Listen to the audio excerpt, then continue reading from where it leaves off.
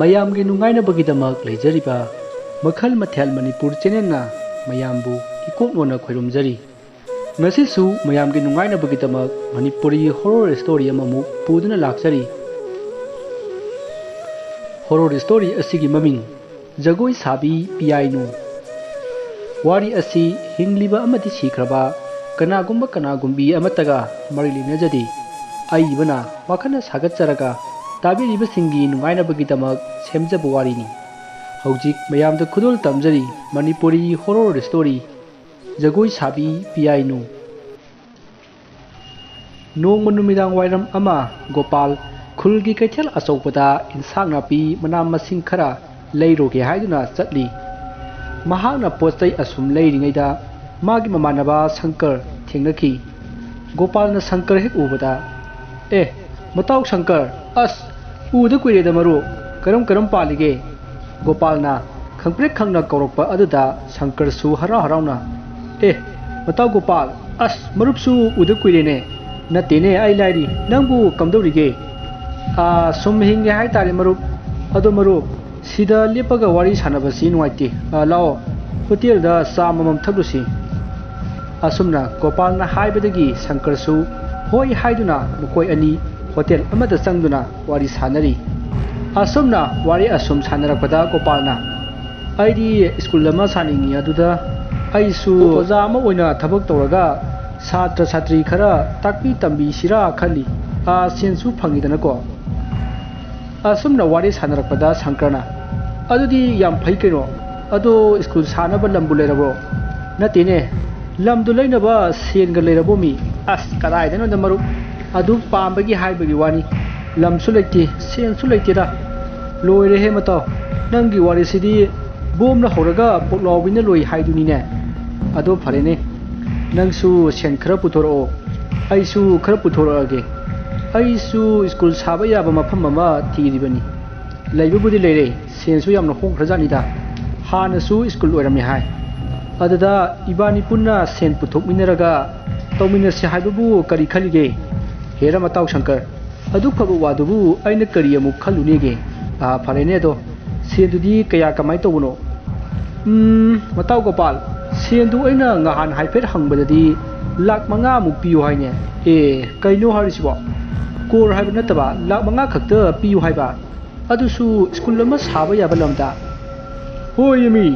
हानसु school ओरमी हाय लाख मंगा खक्ता कायना नगते नंबु नखुता लाख कया लेजरगेने होय अदुबुदि चुमे शंकर खुता सिकिमा लेते अदुबु पोतुदि यामना थिना होंगे हामिदा अदु फरेने नंगना थीबगी थीबा ममलदो खरा ताथोक तासिन तोहलो अदुगा नुमिना फबा मा येंगगा सेम साबा तौनबा तौरसे होय होय मताउ गोपाल अदो मफमदुदा इबानी अमुक्तंग हाना येंथुउसी अदुगा करिनो दो अमुक खरनबा होय फरेने हयेंदो हेक्ता चलसी अदुदी खरा खरा ngन थोरुको कइनोने मताउ शंकर अइंगोंदा ngन थोरो गायना अमुक ताक्सि लेइदुबो आइबु हाइना खिबा सोइगनबा मिदौना नंगदा सोरकनुसे होयने फरे दुदी मताउ गोपाल अइ अमुक चलगे सोने रगुमसिगो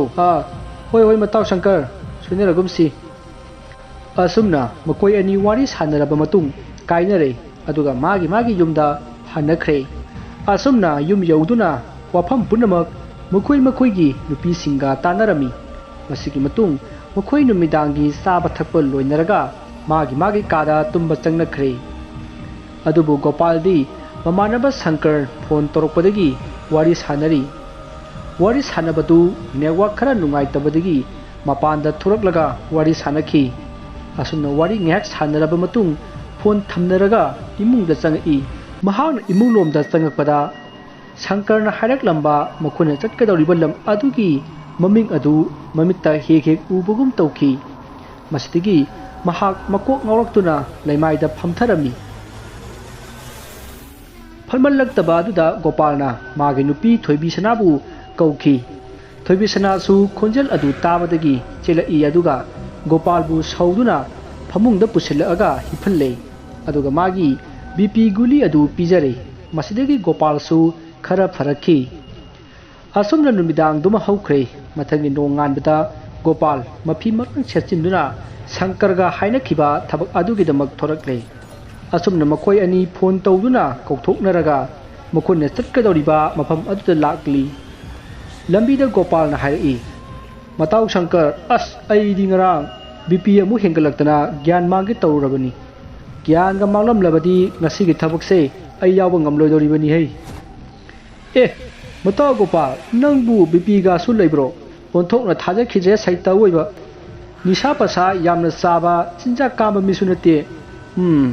ꯆꯥꯃꯟꯗꯗꯅ ꯂꯩꯅꯥ ꯆꯦꯜꯂꯤ ꯑꯣꯏꯔꯤꯅꯤ꯫ ꯈꯪꯗꯦꯅꯦ ꯃꯇꯥꯎ, ꯆꯥꯃꯟꯗꯗꯅ ꯑꯣꯏꯔꯤꯕ ꯖꯥꯠꯂꯥ?" ꯑꯁꯨꯝꯅ ꯃꯈꯣꯏ ꯑꯅꯤ ꯋꯥꯔꯤ ꯁꯥꯟꯅ ꯂꯥꯛꯄꯅ ꯃꯈꯣꯏꯅ ꯍꯥꯏꯅꯕ ꯃꯐꯝ ꯑꯗꯨ ꯌꯧꯁꯤꯜꯂꯛꯂꯦ꯫ ꯃꯁꯤꯗꯒꯤ ꯃꯐꯝ ꯑꯗꯨ ꯌꯣꯜꯂꯤꯕ ꯅꯨꯄꯥ ꯑꯗꯨꯗ ꯐꯣꯟ ꯇꯧꯗꯨꯅ ꯀꯧꯔꯦ, ꯑꯗꯨꯒ ꯃꯐꯝ ꯑꯗꯨꯗ ꯃꯈꯣꯏ ꯑꯍꯨꯝ ꯆꯪꯁꯤꯟꯗꯨꯅ ꯌꯦꯡꯁꯤꯟꯕ ꯍꯧꯔꯤ꯫ ꯑꯁꯨꯝꯅ ꯃꯐꯝ ꯑꯗꯨꯗ ꯑꯁꯨꯝ ꯆꯪꯁꯤꯜꯂꯛꯄꯗ ꯒꯣꯄꯥꯜꯒꯤ ꯃꯁꯥꯗ ꯑꯏꯪꯕ ꯅꯨꯡꯁꯤꯠꯅ ꯃꯥꯒꯤ ꯃꯃꯥꯏꯗ ꯍꯨꯝꯃꯛꯈꯤ, ꯑꯗꯨꯒ ꯊꯪꯅꯕ ꯃꯤꯀꯨꯞꯇ ꯁꯤꯠꯈ꯭ꯔꯤꯕ ꯅꯨꯡꯁꯤꯠ ꯑꯗꯨ ꯑꯁꯥꯕ ꯑꯣꯏꯅ ꯍꯟꯖꯤꯜꯂꯛꯇꯨꯅ ꯒꯣꯄꯥꯜꯒꯤ ꯃꯪꯂꯥꯡꯒꯜꯗ ꯌꯩꯔꯛꯏ꯫ ꯊꯧꯑꯣꯡ ꯑꯗꯨꯗ ꯒꯣꯄꯥꯜꯗꯨ ꯃꯁꯥ ꯏꯁꯣꯟ ꯁꯣꯟꯊꯕꯒꯨꯝ ꯇꯧꯏ꯫ ꯃꯇꯝ ꯀꯨꯏꯅ ꯅꯤꯡꯁꯤꯡꯂꯨꯗ꯭ꯔꯕ ꯋꯥꯔꯤ ꯑꯃ ꯅꯤꯡꯁꯤꯡꯕꯒꯨꯝꯁꯨ ꯇꯧꯏ꯫ ꯃꯔꯝ ꯑꯁꯤꯅ ꯃꯍꯥꯛ ꯆꯨꯝꯗ꯭ꯔꯤꯡ ꯂꯦꯞꯄꯒ ꯌꯦꯡꯈꯤꯕ ꯃꯐꯝ ꯑꯃꯗ ꯑꯗꯨꯝ ꯌꯦꯡꯗꯨꯅ ꯂꯩꯈꯤ꯫ ꯇꯥꯟꯖꯥ ꯑꯁꯤꯗ ꯁꯪꯀꯔꯅ, "ꯃꯇꯥꯎ ꯀꯩꯗꯧꯔꯒꯦ? ꯀꯩꯅꯣ ꯑꯗꯣꯝ ꯃꯨꯟꯅ ꯌꯦꯡꯂꯤꯗꯨꯕꯣ? ꯀꯩ ꯂꯩꯔꯒꯦ?" ꯒꯣꯄꯥꯜꯗꯨ ꯋꯥꯈꯜ ꯈꯪꯂꯥꯛ ꯂꯥꯛꯏ꯫ "ꯀꯩꯁꯨ ꯇꯧꯗꯦꯗ, ꯂꯥꯛꯑꯣ ꯑꯁꯣꯝꯗ ꯑꯃꯨꯛ ꯆꯠꯁꯦ." "ꯍꯣꯏ ꯃꯇꯥꯎ ꯒꯣꯄꯥꯜ."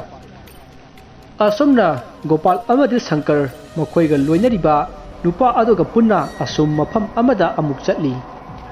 ꯃꯐꯝ ꯑꯗꯨꯗ ꯍꯥꯟꯅ ꯁ꯭ꯀꯨꯜ ꯑꯣꯏꯔꯝꯕꯒꯤ ꯈꯨꯗꯝ ꯑꯃꯠꯇ ꯎꯕ ꯐꯪꯂꯝꯗꯦ꯫ ꯃꯐꯝ ꯑꯗꯨ ꯑꯆꯧꯕ ꯍꯣꯜ ꯑꯃꯅꯤ꯫ ꯑꯣꯐꯤꯁꯀꯤ ꯀꯥ ꯑꯣꯏꯕ ꯌꯥꯕ ꯑꯃꯗꯤ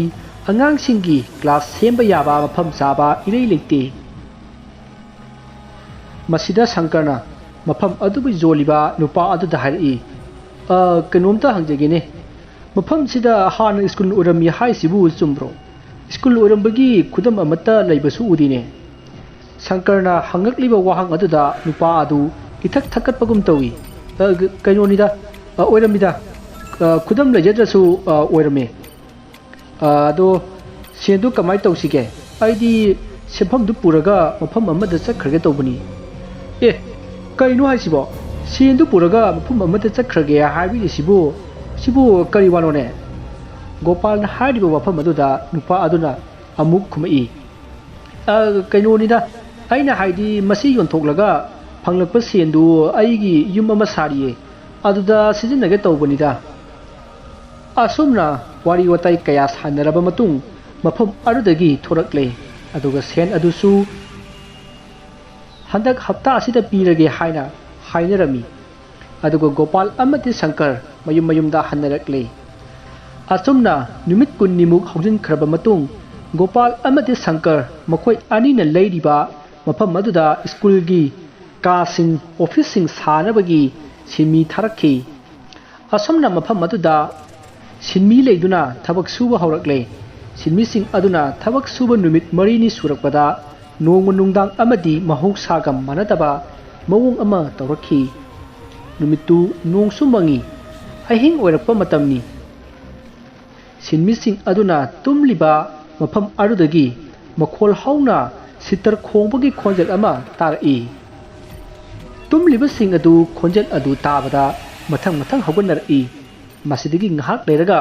ꯇꯞꯂꯥ ꯊꯤꯟꯕꯒꯤ ꯈꯣꯟꯖꯦꯜꯁꯨ ꯇꯥꯔꯛꯏ꯫ ꯂꯩꯔꯤꯕꯁꯤꯡ ꯑꯗꯨ ꯃꯊꯪ ꯃꯊꯪ ꯍꯧꯒꯠꯅꯔꯛꯂꯒ ꯃꯈꯣꯏꯅ ꯇꯥꯔꯤꯕ ꯈꯣꯟꯖꯦꯜ ꯑꯗꯨꯒꯤ ꯃꯥꯏꯀꯩꯗ ꯑꯁꯨꯝ ꯂꯥꯛꯈꯤ꯫ ꯃꯁꯤꯗꯒꯤ ꯇꯞꯂꯥ ꯊꯤꯟꯕ, ꯁꯤꯇ꯭ꯔ ꯈꯣꯡꯕ, ꯕꯥꯁꯤꯒꯤ ꯈꯣꯟꯖꯦꯜ ꯃꯊꯪ ꯃꯊꯪ ꯇꯥꯔꯛꯇꯨꯅ ꯆꯥꯎꯈ꯭ꯔꯕ ꯍꯣꯜ ꯑꯗꯨ ꯄꯨꯡꯅꯤꯜ ꯅꯤꯜꯂꯦ꯫ ꯁꯤꯟꯃꯤꯁꯤꯡ ꯑꯗꯨꯅ ꯑꯁꯨꯝ ꯂꯥꯛꯄꯅ ꯅꯨꯄꯤ ꯑꯃꯅ ꯖꯒꯣꯏ ꯁꯥꯕꯗꯨ ꯎꯔꯛꯈꯤ꯫ ꯅꯨꯄꯤ ꯑꯗꯨꯒꯤ ꯑꯀꯣꯏꯕꯗꯁꯨ ꯃ꯭ꯌꯨꯖꯤꯀꯦꯜꯁꯤꯡꯅ ꯐꯝꯗꯨꯅ ꯃ꯭ꯌꯨꯖꯤꯛ ꯊꯤꯜꯂꯤ꯫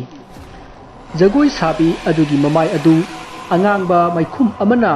ꯃꯀꯣꯛꯇꯒꯤ ꯈꯟꯊꯔꯛꯄꯅ ꯃꯔꯝ ꯑꯣꯏꯔꯒ ꯅꯨꯄꯤ ꯑꯗꯨꯒꯤ ꯃꯁꯛꯇꯤ ꯎꯕ ꯐꯪꯈꯤꯗꯦ꯫ ꯑꯗꯨꯕꯨ ꯃꯥꯒꯤ ꯖꯒꯣꯏ ꯁꯥꯊꯦꯛ, ꯃꯑꯣꯡ ꯃꯇꯧ, ꯁꯕꯥꯟ ꯃꯨꯔꯇꯤ ꯑꯗꯨ ꯎꯕꯗ ꯃꯐꯝ ꯑꯗꯨꯗ ꯂꯥꯛꯂꯤꯕ ꯁꯤꯟꯃꯤꯁꯤꯡ ꯑꯗꯨꯕꯨ ꯁꯨꯝꯍꯠꯈꯤꯗꯨꯅ ꯃꯁꯥꯅ ꯃꯁꯥ ꯐꯥꯎꯕ ꯀꯥꯎꯕ ꯃꯈꯩ ꯌꯦꯡꯗꯨꯅ ꯂꯩꯈꯤ꯫ ꯃꯁꯤꯒꯤ ꯃꯇꯨꯡ ꯅꯨꯄꯤ ꯑꯗꯨ ꯖꯒꯣꯏ ꯁꯥꯕ ꯂꯣꯏꯁꯤꯜꯂꯦ, ꯑꯗꯨꯒ ꯍꯣꯜ ꯑꯗꯨꯒꯤ ꯃꯄꯥꯟꯗ ꯊꯣꯛꯈ꯭ꯔꯦ ꯑꯗꯨꯒ ꯂꯩꯔꯤꯕ ꯑꯇꯩ ꯑꯗꯨꯁꯨ ꯃꯊꯪ ꯊꯣꯛꯅꯈꯤ ꯁꯤꯟꯃꯤꯁꯤꯡ ꯑꯗꯨ ꯃꯈꯣꯏꯅ ꯆꯠꯈꯤꯕ ꯑꯗꯨ ꯑꯗꯨꯝ ꯌꯦꯡꯗꯨꯅ ꯂꯩ ꯃꯁꯤꯗꯒꯤ ꯃꯐꯝ ꯑꯗꯨꯗ ꯉꯥꯜꯂꯝꯕ ꯀꯦꯟꯗꯜꯁꯤꯡ ꯑꯗꯨ ꯑꯃꯨꯛꯇ ꯆꯞ ꯃꯥꯟꯅꯅ ꯃꯨꯠꯈꯤ ꯃꯩ ꯈꯪꯃꯨꯠ ꯃꯨꯠꯈꯤꯕ ꯑꯗꯨꯗ ꯁꯤꯟꯃꯤꯁꯤꯡ ꯑꯗꯨ ꯋꯥꯈꯜ ꯂꯥꯛꯇꯨꯅ ꯃꯈꯣꯏꯅ ꯂꯩꯔꯤꯕꯗꯨ ꯀꯗꯥꯏꯗꯅꯣ ꯍꯥꯏꯗꯨꯅ ꯀꯣꯏꯂꯩ ꯂꯩꯗꯨꯅ ꯌꯦꯡꯅꯔꯛꯏ ꯑꯗꯨꯒ ꯃꯈꯣꯏ ꯃꯁꯦꯜ ꯀꯣꯏꯀꯧ ꯀꯧꯅꯔꯛꯏ ꯃꯈꯣꯏꯒꯤ ꯃꯔꯛꯇꯒꯤ ꯁꯤꯟꯃꯤ ꯑꯃꯅ ꯃꯈꯣꯏꯅ ꯆꯨꯔꯨꯞ ꯊꯛꯄꯒꯤ ꯃꯩꯈꯦꯠ ꯑꯗꯨ ꯐꯨꯔꯤꯠꯈꯥꯎꯗꯒꯤ ꯂꯧꯊꯣꯔꯛꯂꯒ ꯈꯦꯠꯂꯤ ꯅꯨꯄꯥ ꯑꯗꯨꯅ ꯃꯩꯈꯦꯠ ꯈꯦꯠꯄ ꯑꯗꯨꯗꯒꯤꯗꯤ ꯃꯐꯝ ꯑꯗꯨ ꯈꯔ ꯉꯥꯜꯂꯦ ꯃꯁꯤꯗꯒꯤ ꯃꯈꯣꯏ ꯇꯨꯝꯐꯝ ꯖꯒꯥ ꯑꯗꯨꯗ ꯃꯈꯣꯏ ꯃꯌꯥꯝ ꯑꯗꯨ ꯃꯩꯈꯦꯠ ꯈꯦꯠꯇꯨꯅ ꯍꯜꯂꯛꯈꯤ ꯑꯁꯨꯝꯅ ꯂꯥꯛꯄꯗ ꯁꯤꯟꯃꯤ ꯑꯃꯅ ꯍꯧꯖꯤꯛ ꯃꯈꯣꯏꯅ ꯂꯩꯔꯝꯕ ꯅꯨꯄꯤ ꯑꯃ ꯖꯒꯣꯏ ꯁꯥꯔꯝꯕ ꯃꯐꯝ ꯑꯗꯣꯝꯗ ꯌꯦꯡꯂꯨꯔꯦ ꯃꯇꯝ ꯑꯗꯨꯗ ꯃꯤꯒꯤ ꯃꯑꯣꯡ ꯃꯥꯟꯕ ꯃꯨꯁꯤꯟ ꯃꯨꯕ ꯑꯃ ꯂꯦꯞꯄꯒ ꯂꯩꯕꯗꯨ ꯎꯈꯤ ꯑꯗꯨꯒ ꯃꯩꯈꯦꯠ ꯑꯗꯨꯅ ꯃꯨꯠꯈ꯭ꯔꯕ ꯃꯇꯨꯡ ꯑꯃꯨꯛ ꯆꯨꯈꯠꯂꯛꯄꯗꯗꯤ ꯑꯃꯨꯛ ꯂꯩꯔꯝꯗ꯭ꯔꯦ ꯃꯁꯤꯗꯒꯤ ꯁꯤꯟꯃꯤ ꯅꯨꯄꯥ ꯑꯗꯨ ꯃꯌꯥꯝꯒꯤ ꯃꯔꯛꯇ ꯄ꯭ꯔꯞ ꯆꯪꯁꯤꯜꯂꯤ ꯑꯁꯨꯝꯅ ꯃꯈꯣꯏ ꯃꯌꯥꯝ ꯃꯈꯣꯏꯒꯤ ꯇꯨꯝꯐꯝ ꯖꯒꯥ ꯑꯗꯨ ꯌꯧꯗꯨꯅ ꯃꯥꯒꯤ ꯊꯥꯔꯤꯕ ꯐꯝꯁꯤꯡ ꯑꯗꯨꯗ ꯐꯝꯅꯩ ꯑꯗꯨꯒ ꯋꯥꯔꯤ ꯁꯥꯟꯅꯔꯛꯏ ꯃꯌꯥꯝ ꯀꯩꯅꯣ ꯍꯧꯖꯤꯛ ꯑꯩꯈꯣꯏꯅ ꯎꯔꯤꯕꯗꯨꯕꯣ ꯖꯒꯣꯏ ꯁꯥꯕꯤ ꯅꯨꯄꯤꯗꯨꯅ ꯍꯦꯛ ꯆꯠꯈꯤꯕꯒ ꯀꯦꯟꯗꯜꯁꯤꯡ ꯑꯗꯨ ꯈꯪꯃꯨꯠ ꯃꯨꯠꯈꯤꯅꯦ ꯑꯗꯨꯒ ꯅꯨꯄꯤꯗꯨꯅ ꯍꯦꯛ ꯆꯠꯈꯤꯕꯒ ꯃꯌꯥꯝꯗꯨꯁꯨ ꯃꯔꯤ ꯑꯗꯨꯝ ꯆꯠꯈꯤ ꯀꯃꯥꯏ ꯇꯧꯔꯤꯖꯥꯠꯅꯣ ꯃꯁꯤꯗ ꯑꯃꯅ ꯑꯃꯨꯛ ꯈꯨꯝꯃꯛꯏ ꯈꯪꯗꯦꯗ ꯃꯤꯇ꯭ꯔꯪꯒ ꯆꯞ ꯃꯥꯟꯅꯩꯃꯤ ꯑꯗꯣ ꯅꯨꯄꯤꯗꯨꯗꯤ ꯃꯁꯛ ꯐꯖꯔꯝꯒꯗꯕ ꯃꯥꯜꯂꯤꯍꯦ ꯇꯥꯟꯖꯥ ꯑꯁꯤꯗ ꯉꯁꯥꯏ ꯃꯨꯁꯤꯟ ꯃꯨꯕ ꯃꯤꯒꯤ ꯃꯑꯣꯡ ꯃꯥꯟꯕ ꯑꯃ ꯎꯈꯤꯕ ꯁꯤꯟꯃꯤ ꯑꯗꯨꯅ ꯍꯥꯏꯔꯛꯏ ꯅꯈꯣꯏꯅ ꯎꯔꯤꯕ ꯅꯨꯄꯤꯗꯣ ꯕꯨꯠꯅꯤ ꯂꯥꯏꯅꯤ ꯃꯤꯒꯤ ꯊꯋꯥꯏꯅꯤꯅꯦ ꯑꯗꯨꯅ ꯑꯩꯈꯣꯏ ꯃꯐꯝ ꯑꯁꯤꯗ ꯀꯨꯏꯅ ꯂꯩꯔꯒꯨꯝꯁꯤ ꯑꯩꯈꯣꯏ ꯃꯐꯝ ꯑꯁꯦ ꯊꯥꯗꯣꯛꯂꯒ ꯑꯊꯨꯕꯗ ꯆꯠꯅꯕ ꯇꯧꯁꯤ ꯅꯨꯄꯥ ꯑꯗꯨꯒꯤ ꯋꯥꯗꯨ ꯂꯩꯔꯤꯕꯁꯤꯡ ꯑꯗꯨꯅ ꯋꯥ ꯅꯣꯛꯁꯤꯜꯂꯝꯃꯤ ꯑꯗꯨꯒ ꯍꯥꯏꯔꯛꯏ ꯑꯦꯔꯥ ꯍꯧꯖꯤꯛꯀꯤ ꯃꯇꯝꯁꯤꯗ ꯕꯨꯠ ꯄ꯭ꯔꯦꯠ ꯂꯥꯏ ꯒꯥꯏꯅ ꯍꯧꯖꯤꯛꯀꯤꯗꯣ ꯃꯣꯏ ꯍꯧꯖꯤꯛꯀꯥꯟꯒꯤ ꯄ꯭ꯔꯦꯡ ꯇꯧꯕꯤ ꯒꯥꯏꯗꯨ ꯑꯣꯏꯔꯝꯒꯅꯤ ꯑꯩꯈꯣꯏꯅ ꯁꯤꯗ ꯑꯍꯤꯡ ꯂꯦꯛꯂꯒ ꯊꯕꯛ ꯁꯨꯏ ꯍꯥꯏꯕꯁꯤ ꯈꯪꯕꯗꯒꯤ ꯂꯛꯅꯗꯧꯒꯤ ꯇꯧꯔꯤꯅꯤ ꯑꯁ ꯌꯥꯔꯦꯁꯦ ꯍꯦꯟꯅ ꯈꯟꯖꯤꯜꯂꯨꯅꯨ ꯉꯍꯥꯟꯒꯤ ꯀꯩꯁꯨ ꯇꯧꯗ꯭ꯔꯤꯗꯨꯗꯤ ꯂꯥꯏ ꯑꯣꯏꯔꯗꯤ ꯉꯍꯥꯟꯅ ꯑꯩꯈꯣꯏ ꯂꯥꯛꯄ ꯅꯨꯃꯤꯠꯇꯒꯤ ꯑꯗꯨꯝ ꯇꯧꯔꯅꯤ ꯀꯩꯅꯣ ꯃꯁꯤꯗ ꯑꯃꯅ ꯑꯃꯨꯛ ꯈꯪꯗꯦ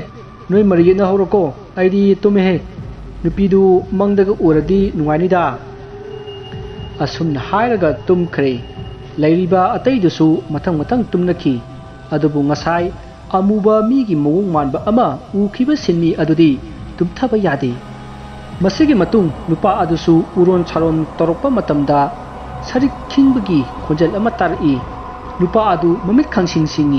ꯃꯁꯤꯗ ꯃꯥꯅ ꯇꯥꯔꯤꯕ ꯈꯣꯟꯖꯦꯜ ꯑꯗꯨ ꯀꯔꯣꯝꯗꯒꯤꯅꯣ ꯍꯥꯏꯅ ꯑꯁꯨꯝ ꯇꯥꯔꯤ ꯇꯥꯟꯖꯥ ꯑꯁꯤꯗꯉꯁꯥꯏ ꯃꯈꯣꯏꯅ ꯖꯒꯣꯏ ꯁꯥꯕꯒꯤ ꯖꯟꯇ꯭ꯔ ꯇꯥꯈꯤꯕ ꯑꯗꯣꯝꯗ ꯅꯨꯄꯤ ꯑꯃꯅ ꯀꯟꯅ ꯂꯥꯎꯕꯒꯤ ꯈꯣꯟꯖꯦꯜ ꯇꯥꯔꯛꯏ ꯑꯗꯨꯒ ꯇꯦꯡꯊꯥ ꯅꯧꯋꯏꯕꯒꯤ ꯃꯤ ꯂꯥꯡꯕꯒꯤ ꯈꯣꯟꯖꯦꯜ ꯃꯊꯪ ꯇꯥꯔꯛꯏ ꯁꯤꯟꯃꯤ ꯅꯨꯄꯥ ꯑꯗꯨ ꯌꯥꯝꯅ ꯀꯤꯃꯟꯕꯗꯒꯤ ꯃꯌꯥꯝ ꯃꯔꯛꯇ ꯇꯥꯁꯤꯟꯗꯨꯅ ꯐꯩꯖꯨꯞꯅ ꯃꯁꯥ ꯄꯨꯝꯕ ꯀꯨꯞꯁꯤꯟꯗꯨꯅ ꯑꯀꯤꯕ ꯑꯗꯨ ꯈꯥꯡꯂꯤ ꯃꯁꯤꯗꯒꯤ ꯇꯥꯔꯝꯕ ꯈꯣꯟꯖꯦꯜ ꯑꯗꯨ ꯑꯃꯨꯛ ꯇꯥꯈꯤꯗ꯭ꯔꯦ ꯃꯁꯤꯒꯤ ꯃꯇꯨꯡ ꯁꯤꯟꯃꯤ ꯑꯗꯨ ꯇꯨꯃꯤꯟꯅ ꯑꯁꯨꯝ ꯂꯩꯔꯝꯕꯗꯒꯤ ꯃꯍꯥꯛꯁꯨ ꯇꯨꯝꯊꯈ꯭ꯔꯦ ꯇꯥꯟꯖꯥ ꯑꯁꯤꯗ ꯉꯁꯥꯏ ꯃꯪꯗ ꯅꯨꯄꯤ ꯑꯗꯨ ꯎꯔꯕꯗꯤ ꯐꯈ꯭ꯔꯅꯤꯗ ꯍꯥꯏꯔꯝꯕ ꯅꯨꯄꯥ ꯑꯗꯨꯒꯤ ꯃꯃꯪꯗ ꯃꯈꯣꯏ ꯃꯌꯥꯝ ꯑꯃ ꯄꯨꯟꯗꯨꯅ ꯑꯍꯥꯎꯕ ꯏꯟꯖꯥꯡ ꯃꯊꯦꯜ ꯑꯃ ꯊꯣꯡꯂꯤ ꯃꯇꯝꯗꯨ ꯑꯌꯨꯛꯀꯤ ꯃꯇꯝꯅꯤ ꯃꯇꯝ ꯑꯁꯤꯗ ꯅꯨꯄꯤ ꯑꯃꯅ ꯅꯣꯛꯄꯒꯤ ꯈꯣꯟꯖꯦꯜ ꯇꯥꯔꯛꯏ ꯃꯁꯤꯗꯒꯤ ꯁꯤꯟꯃꯤ ꯑꯗꯨ ꯃꯥꯅ ꯇꯥꯔꯤꯕ ꯈꯣꯟꯖꯦꯜ ꯑꯗꯨꯒꯤ ꯃꯥꯏꯀꯩꯗ ꯑꯁꯨꯝ ꯆꯠꯂꯤ ꯃꯇꯝ ꯑꯗꯨꯗ ꯁꯤꯟꯃꯤ ꯑꯗꯨꯅ ꯑꯁꯨꯝ ꯂꯥꯛꯄꯗ ꯃꯈꯣꯏꯅ ꯊꯦꯡꯅꯈꯤꯕ ꯖꯒꯣꯏ ꯁꯥꯐꯝ ꯑꯗꯨ ꯌꯧꯔꯛꯂꯦ ꯖꯒꯣꯏ ꯁꯥꯐꯝ ꯑꯗꯨꯗ ꯃꯥꯅ ꯎꯈꯤꯕ ꯖꯒꯣꯏ ꯁꯥꯕꯤ ꯑꯗꯨ ꯐꯝꯂꯒ ꯂꯩꯔꯝꯃꯤ ꯃꯇꯝ ꯑꯗꯨꯗ ꯁꯤꯟꯃꯤ ꯑꯗꯨꯅ ꯋꯥꯔꯤ ꯁꯥꯟꯅꯒꯦ ꯈꯟꯗꯨꯅ ꯄ꯭ꯔꯞ ꯆꯪꯁꯤꯜꯂꯤ ꯃꯍꯥꯛꯅ ꯆꯪꯁꯤꯜꯂꯨꯕꯗꯗꯤ ꯅꯨꯄꯤ ꯑꯗꯨ ꯍꯣꯏꯅꯤ ꯃꯥꯏꯅꯤ ꯍꯥꯏꯗꯅ ꯇꯨꯃꯤꯟꯅ ꯂꯩꯈꯤ ꯑꯗꯨꯒ ꯆꯪꯁꯤꯜꯂꯛꯏꯕ ꯁꯤꯟꯃꯤ ꯑꯗꯨꯗ ꯃꯃꯥꯏ ꯑꯗꯨ ꯂꯩꯁꯤꯜꯂꯛꯏ ꯅꯨꯄꯤ ꯑꯗꯨꯒꯤ ꯃꯃꯥꯏ ꯑꯗꯨ ꯏꯍꯤꯡ ꯂꯥꯍꯤꯡ ꯁꯥꯔꯦ ꯑꯗꯨꯒ ꯃꯃꯤꯠ ꯑꯗꯨꯁꯨ ꯃꯆꯤꯟ ꯇꯨꯝꯂꯕ ꯌꯣꯠꯆꯩ ꯑꯃꯅ ꯌꯨꯡꯁꯤꯜꯂꯝꯃꯤ ꯅꯨꯄꯤ ꯑꯗꯨꯒꯤ ꯁꯛꯇꯝꯗꯨ ꯎꯕꯗ ꯁꯤꯟꯃꯤ ꯑꯗꯨ ꯀꯟꯅ ꯂꯥꯎꯈꯠꯂꯛꯏ ꯃꯍꯥꯛꯅ ꯂꯥꯎꯕ ꯑꯗꯨ ꯇꯥꯏꯕꯪ ꯐꯥꯎꯗꯨꯅ ꯇꯨꯝꯂꯤꯕ ꯃꯌꯥꯝꯗꯨ ꯇꯥꯟꯅꯔꯛꯄꯗꯒꯤ ꯃꯌꯥꯝꯅ ꯃꯥꯕꯨ ꯍꯧꯗꯣꯛꯏ ꯑꯗꯨꯕꯨ ꯅꯨꯄꯥ ꯑꯗꯨꯗꯤ ꯍꯧꯒꯠꯂꯨ ꯍꯥꯏꯕ ꯌꯥꯗꯅ ꯃꯁꯥ ꯑꯗꯨ ꯍꯨꯃꯥꯡꯅ ꯄꯨꯡꯂꯨꯞ ꯂꯨꯞꯄ ꯃꯈꯩ ꯃꯨꯔꯨꯝ ꯁꯣꯟꯗꯨꯅ ꯂꯩꯔꯤ ꯃꯁꯤꯗꯒꯤ ꯅꯨꯄꯥ ꯑꯗꯨ ꯁꯣꯔ ꯆꯥꯎꯅ ꯍꯣꯟꯕ ꯍꯧꯔꯛꯏ ꯇꯧꯔꯛꯂꯤꯕ ꯃꯑꯣꯡ ꯑꯗꯨꯗ ꯂꯩꯔꯤꯕ ꯃꯌꯥꯝꯗꯨ ꯄꯥꯈꯠꯅꯔꯛꯏ꯫ ꯃꯁꯤꯗꯒꯤ ꯅꯨꯄꯥ ꯑꯃꯅ ꯏꯁꯤꯡ ꯈꯔ ꯂꯧꯔꯨꯔꯒ ꯃꯪꯂꯥꯛꯅꯔꯤꯕ ꯅꯨꯄꯥ ꯑꯗꯨꯒꯤ ꯃꯃꯥꯏꯗ ꯆꯥꯏꯁꯤꯟꯈꯤ꯫ ꯃꯁꯤꯗ ꯅꯨꯄꯥ ꯑꯗꯨ ꯐꯨꯛ ꯍꯧꯒꯠꯂꯛꯂꯦ ꯑꯗꯨꯒ ꯆꯦꯟꯈꯤꯒꯦ ꯇꯧꯔꯛꯏ꯫ ꯃꯌꯥꯝꯅ ꯃꯥꯕꯨ ꯀꯩꯗꯧꯔꯒꯦ ꯍꯥꯏꯅ ꯌꯥꯟꯗꯨꯅ ꯐꯥꯔꯝꯃꯤ꯫ ꯃꯇꯝ ꯑꯁꯤ ꯐꯥꯎꯕ ꯅꯨꯄꯥ ꯑꯗꯨꯗꯤ ꯃꯃꯤꯠ ꯄꯥꯡꯊꯣꯛꯂꯝꯗꯦ, ꯃꯆꯤꯟꯗ ꯃꯨꯔꯨꯝ ꯃꯨꯔꯨꯝ ꯁꯣꯟꯕꯁꯨ ꯂꯦꯞꯇꯦ꯫ ꯃꯁꯤꯗꯒꯤ ꯃꯈꯣꯏ ꯃꯌꯥꯝꯒꯤ ꯂꯤꯗꯔ ꯑꯗꯨꯅ ꯈꯨꯄꯥꯛꯅ ꯅꯨꯄꯥ ꯑꯗꯨꯒꯤ ꯃꯃꯥꯏꯗ ꯊꯥꯖꯤꯟꯈꯤ꯫ ꯃꯁꯤꯗꯒꯤ ꯅꯨꯄꯥ ꯑꯗꯨ ꯒ꯭ꯌꯥꯟ ꯂꯥꯛꯄꯒꯨꯝ ꯃꯃꯤꯠ ꯑꯗꯨ ꯄꯥꯡꯊꯣꯔꯛꯏ ꯑꯗꯨꯒ ꯁꯣꯔ ꯊꯕꯦꯠ ꯊꯕꯦꯠ ꯍꯣꯟꯗꯨꯅ ꯂꯩꯔꯤꯕ ꯃꯌꯥꯝ ꯑꯗꯨꯗ ꯏꯀꯣꯏ ꯀꯣꯏꯅ ꯌꯦꯡꯉꯛꯏ꯫ ꯂꯩꯔꯤꯕ ꯃꯌꯥꯝ ꯑꯗꯨꯅ ꯃꯪꯗ ꯀꯔꯤ ꯎꯔꯤꯕꯅꯣ ꯍꯥꯏꯅ ꯍꯪꯅꯔꯛꯏ꯫ ꯃꯁꯤꯗ ꯅꯨꯄꯥ ꯑꯗꯨꯅ ꯃꯥꯒꯤ ꯃꯃꯪꯗ ꯎꯈꯤꯕꯁꯤꯡ ꯑꯗꯨ ꯋꯥꯔꯤ ꯂꯤꯔꯝꯃꯤ ꯑꯗꯨꯒ ꯃꯥꯕꯨ ꯄꯨꯈ꯭ꯔꯤ ꯑꯃꯗ ꯅꯝꯁꯤꯟꯗꯨꯅ ꯊꯝꯃꯤ, ꯃꯗꯨꯗ ꯑꯩ ꯌꯥꯝꯅ ꯋꯥꯈꯤ ꯍꯥꯏꯅ ꯃꯃꯪꯗ ꯊꯣꯛꯈꯤꯕ ꯊꯧꯗꯣꯛꯁꯤꯡ ꯑꯗꯨ ꯂꯣꯏꯅ ꯇꯝꯈꯤ꯫ ꯃꯁꯤꯗꯒꯤ ꯂꯤꯗꯔ ꯑꯗꯨꯅ ꯁꯪꯀꯔꯗ ꯐꯣꯟ ꯇꯧꯗꯨꯅ ꯃꯐꯝ ꯑꯗꯨꯗ ꯊꯣꯛꯂꯤꯕꯁꯤꯡ ꯑꯗꯨ ꯂꯣꯏꯅ ꯇꯝꯈꯤ, ꯑꯗꯨꯕꯨ ꯁꯪꯀꯔꯅꯗꯤ ꯋꯥꯐꯝ ꯑꯗꯨ ꯊꯥꯖꯔꯝꯗꯦ꯫ ꯃꯁꯤꯗꯒꯤ ꯍꯥꯏꯅꯕ ꯌꯥꯕ ꯍꯥꯏꯅꯔꯕ ꯃꯇꯨꯡ ꯁꯪꯀꯔꯅ ꯍꯌꯦꯡ ꯒꯣꯄꯥꯜꯒ ꯄꯨꯟꯅ ꯂꯥꯛꯂꯒꯦ ꯑꯗꯨꯒ ꯋꯥꯐꯝ ꯑꯗꯨ ꯈꯟꯅꯔꯁꯤ ꯍꯥꯏꯗꯨꯅ ꯐꯣꯟꯗꯨ ꯊꯝꯅꯔꯦ꯫ ꯃꯁꯤꯗꯒꯤ ꯏꯀꯨꯏ ꯀꯨꯏꯗꯅ ꯅꯣꯡ ꯑꯗꯨꯝ ꯉꯥꯜꯂꯛꯂꯦ꯫ ꯅꯣꯡ ꯉꯥꯟꯕꯒ ꯁꯪꯀꯔꯅ ꯒꯣꯄꯥꯜꯗ ꯐꯣꯟ ꯇꯧꯗꯨꯅ ꯁꯤꯟꯃꯤꯁꯤꯡ ꯑꯗꯨꯅ ꯍꯥꯏꯔꯛꯄꯁꯤꯡ ꯑꯗꯨ ꯂꯣꯏꯅ ꯇꯝꯈꯤ ꯑꯗꯨꯒ ꯃꯈꯣꯏ ꯑꯅꯤ ꯁꯤꯟꯃꯤꯁꯤꯡ ꯑꯗꯨꯅ ꯂꯩꯔꯤꯕ ꯃꯐꯝ ꯑꯗꯨꯗ ꯂꯥꯛꯈꯤ꯫ ꯃꯁꯤꯒꯤ ꯃꯇꯨꯡ ꯃꯐꯝ ꯑꯗꯨ ꯌꯧꯗꯨꯅ ꯁꯤꯟꯃꯤꯁꯤꯡ ꯑꯗꯨꯒ ꯉꯔꯥꯡ ꯊꯣꯛꯈꯤꯕꯁꯤꯡ ꯑꯗꯨꯒꯤ ꯃꯔꯝꯗ ꯋꯥ तानरी। मसिदगी गोपालना मफम अदवाइदा युम ताब्रा हाइना कोइचत चटली अदुबु युमदी लेरम्मी अदुगा मीदी अमत्ता लेरमदे। मसिदगी गोपालना मफम अदुदगी खरा चटलगा लैबा दुकान अमदा गोपालना मफम अदुगी मरमदा वा हंखी अदुबु नुपी अदुदी मफम असिदा मौ ओइना लाक्प कुइद्री अदुना मफम असिगी मरमदा कया थोइना खंगदे हाइना कुमलखी। अदुबु होल अदु ngahàn waida nupi masa mayamgi jagoi tamphamni haiba wafam ama hairaki। masidagi nupi aduna magi makubokta hanglabadi wafam sing adu khangani haibadagi nupi aduga punna makuboki manakta lakhi। asomna nupi aduna magi makuboki manakta gopalbu thambiramlaga madi dukan phamba amuk chatkhre। nakan amaromda sankarna gopalbu koithi thirai। masidagi phone tawduna कायदा लेगे हाइना हंगकपदा अहन अमगा वारी सानरी हाइना खुमखी। मसिदगी शंकरना मासु लाके हाइना हाइनरगा phone अदु थमनरे। मसिगी मतुंग गोपालना अहन अदुदा मफम मसिदा करी करी थोकिबनो हाइना हंखी। अहन अदुना नखोइदी मफम अदुदा लेबा कयाम कुइरबगे हाइना हंगई। मसिदा गोपालना नुमित हुमनी मरिनी मुक सुरे हाइना खुमखी। मसिदा अहन अदुना इस हौजिक मी कया सिरे बुंगो। मफम अदु ताबदा गोपालदु स्वाइ लाउखी। मसिदगी मखा ताना ए खुरा करिनु हारिसिबो मी यामना सिनब्रो हाइसिबो युमसु खरे लई अदुबु मीदी अमता लेते कमाइ तौबनो मसिबो। असोमना गोपालना हंगबदा अहन अदुना वारी लिरखी। इबुंगो नखोइना मफम अदुदा लेट्रिङै स्वाइसिदा लैबा अहन लमन खरदा पाव हाना हंगबा याद्रो।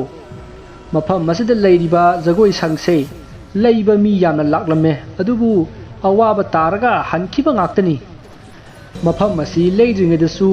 लैगदौरिबा मीसिंग अदुदा ममंगदा महादा सखिना अदुम पीबनिदा। असुमना अहन अदुना वारी लिरिङै शंकर लाक्ले अदुगा गोपालगी मनाक्ता फमदुना अहन अदुना लिरिबा वारी अदु मुन्ना तारमी। मसिदगी अहन अदुना मखा ताना अहन अदुना वारी लिरखी। यामना ngaliningi matamda mafam masida pradhan ama leirami। pradhan aduna jagoi sang ama saduna mayamda katki। jagoi sang adusu magi yumgi hek manaktani।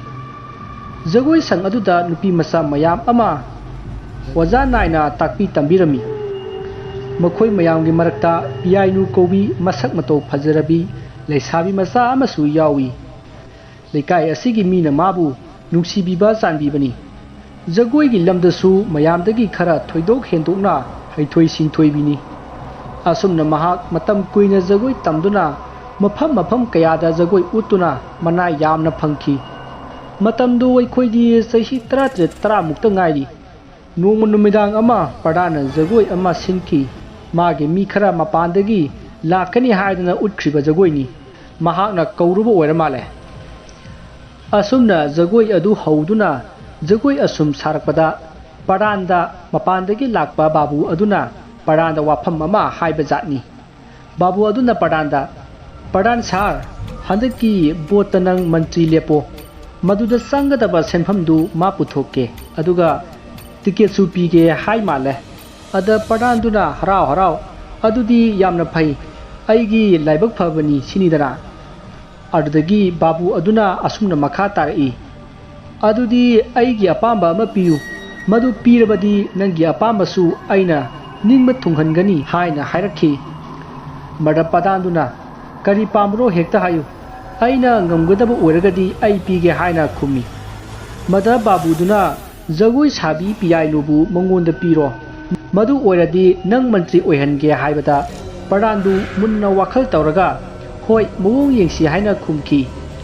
asumna hainaraba matung jagoi saba loiraga magi yumda hannanabagi thaurang tawrakpada paranna piyai lubu wari ama sanasi haiduna